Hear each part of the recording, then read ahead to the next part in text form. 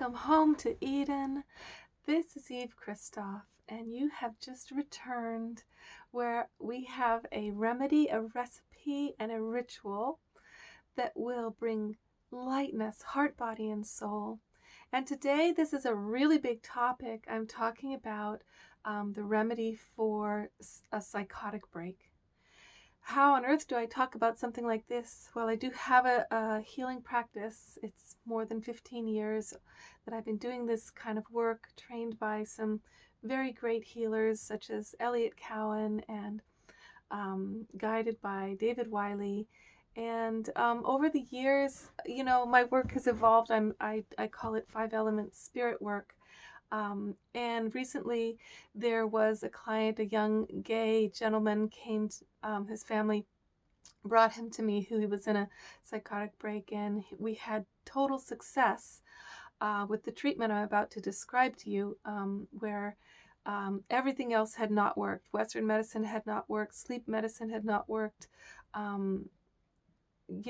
Going to the mental ward had not worked, and the shamanic work did. And within 2 days, he was completely back. So I'm giving you a shamanic perspective on this, the treatment of psychosis. And I think it's a very valid perspective. But we're going to first start with the body, because we always in this show, we go from, the body, heart, soul. And the first thing to talk about is what this boy needed, this young gentleman needed. He was a really heart-open guy, very integrated in his feminine and masculine, extremely wise and kind. It was a huge shock to have him, of all people, be the one to be going crazy, it seemed.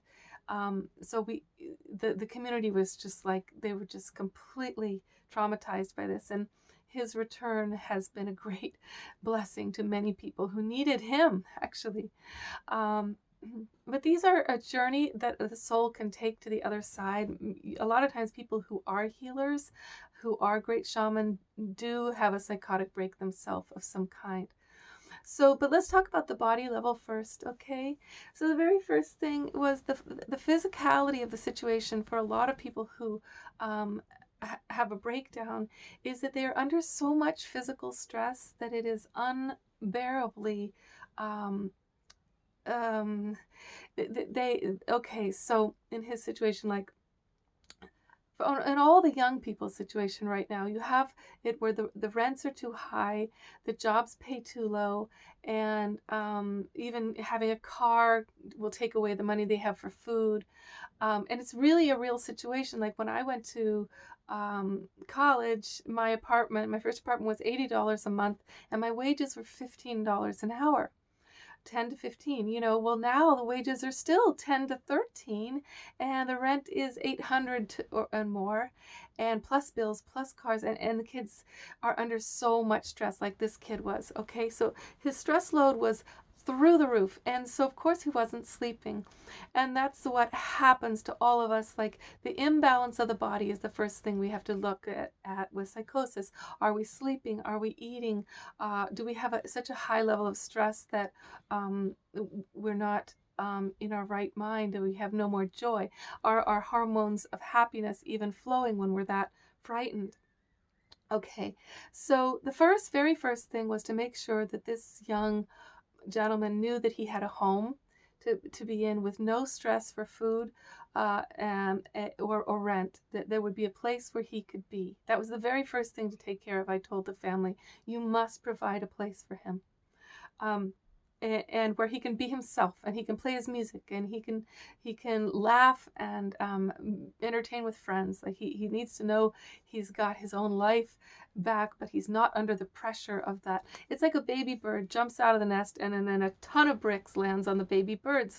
Right now, that's what's happening to the young people. Of course they can't fly. Of course they break, and they go towards drug use. Now, the other thing we're going to look at now on the physical level is drug use. So we know that there's this fine line, because there's this medicinal aspect of some of the sacred plants that actually can help psychosis immensely. Where they will return a person to themselves. They will actually, the plant itself will do soul retrieval and depossession on its own, if it's the right plant in the right sacred ceremony, and it's a rare thing, such as psilocybin. There's the movie. It's called Fantastic Fungi. It just came out, and you can learn from that movie so much about what the treatments are using psilocybin for psychosis. So, magic plant medicine was part of this journey, and I can't say more of that about that because that's a sacred realm that I'm not actually able to talk much about. But there was an aspect of that to his healing journey. Now, there was also an aspect of the drug problem, which is when people and young people take too much of substances. So we know that when people are alcoholics, say, they are actually, or doing things like cocaine or heroin, those things, they're usually taking them because they're trying to escape the life they're in. They're actually purposefully trying to leave their body and not be here. Whereas when you take Sacred Plant Journey, the whole point is to be here, to become embodied and really embody your soul's path and really take the vision you're given into being a more passionate being completely here on the planet. So those are completely different desires in how the use of the drugs are taken, and they have completely different results. So, but in the case of this young gentleman, the stress load was really the problem. Physiologically, not sleeping, not having balanced food, no patterns and rhythms for him. So, what happens? And then on top of that, a trauma. He went through a big trauma. So you have that on top. Now, what happens when a person's under this much stress and they have a trauma is something called soul loss. That is a part of oneself. Like if a person who goes through some terrifying event will leave their body in order to cope with the event and survive it. But a lot of times, an aspect of them never comes back, goes to this safe place somewhere else in another spiritual dimension and doesn't return. And the person is left open, weaker, vacant, and with part of themselves missing. Now they're trying to cope with the stress of the world and the traumas, and they don't even have all of themselves there to do that job, and things spiral. So the third thing that happens after soul loss is possession. When we leave, enough of ourself leaves our own body to have a psychedelic experience, to get out, to be a drug, use a lot of drugs to not be here, because of going through a trauma or tons of stresses, what happens is sometimes possession of our own body by another spirit that is malevolently there to take over our life and use our body for its own agenda. Okay, so whoa. All right, so in this treatment program, what I saw this gentleman needed was he needed first the body balancing, safety, security, right? Food, water, sleep. Very first, number one. Number two was some magical plant spirit to help guide him home. Number three was depossession of the spirit that was taking over his body and giving him paranoia and voices in his head and that sort of thing. And then soul retrieval, so that he could bring back the part of himself that had been through a trauma, heal that soul part before it came back, and then he could once again have his full self present without a voice in his head. So that voice that the person hears when they're going through psychosis, it usually is another spirit. It's not them.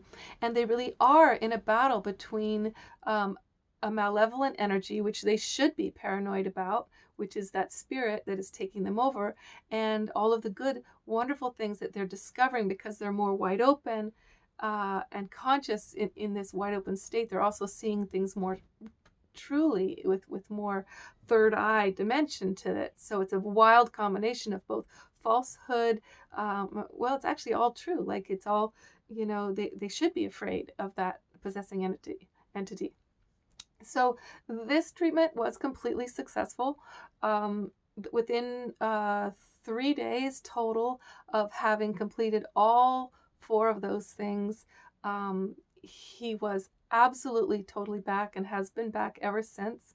There was no fight against Western medicine in this journey. Like, I really believe that everything is connected and everything can help. I was certainly encouraging him to take his doctor's advice for anything that would help him sleep. Um, but the doctors themselves were saying, we don't want him to take the stuff. We don't want him to take much of it anyway, just enough for, like, 3 to 6 months to stabilize.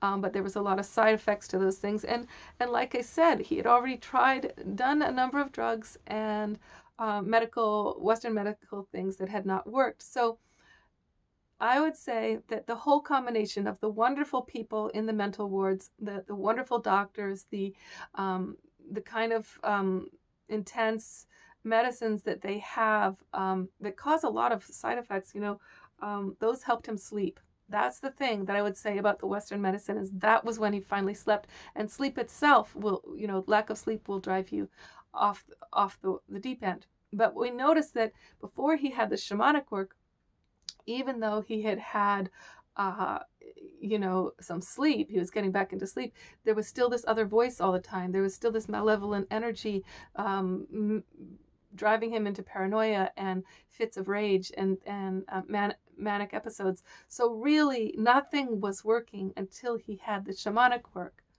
Once he had the shamanic work, along with the Western medicine, everything came into alignment. And then there was no war between whether or not anything was working, because there was nothing disrupting the harmony of the divine working through all people and all situations to align him with health, and the return. So when he returned to all of himself, all of his soul parts, it was like 4 soul parts missing.